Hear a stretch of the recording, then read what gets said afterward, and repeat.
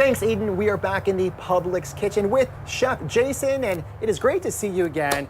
Always. I love how you plate everything up. You always just bring like an extra, I don't know, style points you get for this. It always looks great. Well, you know, it all boils down to the fact that before you even taste your food, you are eating with your eyes first. That is your first impression of how food is going to be. So you should always make it look good. And this is definitely no exception. We have the candied bacon and goat cheese crostini. Nice Italian word. I love putting that Italian flair. And we're going to do a balsamic pepper relish with that. So really the first part of this is talking about the crostini. You can see I already have some made up. They're real easy to do. You can do them in the oven, or as I'm going to do here, you can do them grill top. What we have here is we have a beautiful little French baguette.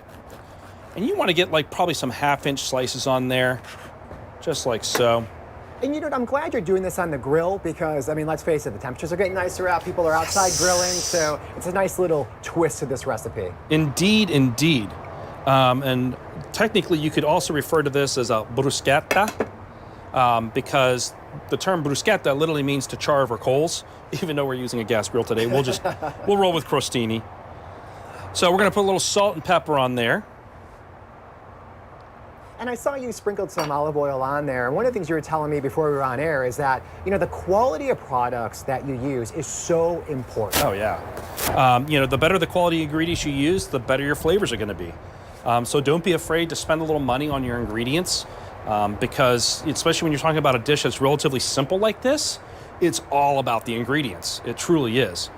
And then so while those are kind of grilling off and getting nice and toasty, I've got some just jarred roasted red pepper in here. And there's nothing wrong with using jarred roasted red pepper because you're going to get the same end product from using a jarred product as you would just from doing it yourself.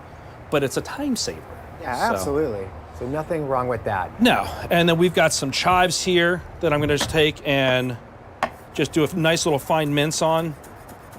Just like that. Careful of the fingers.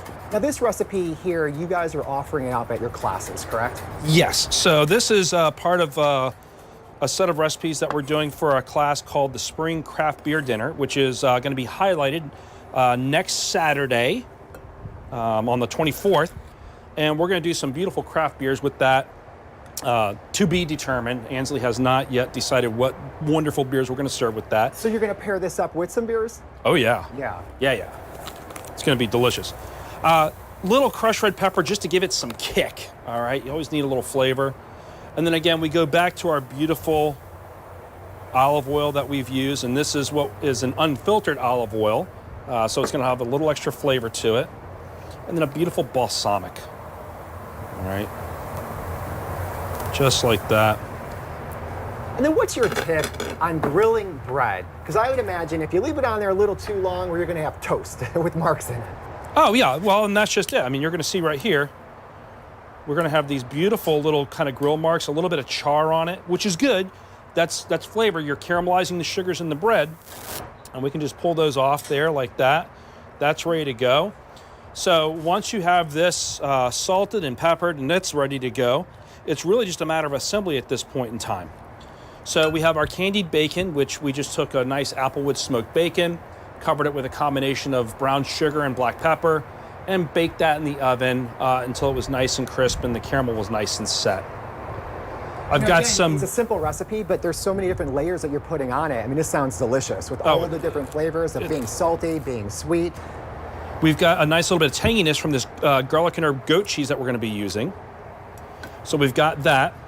So here we go.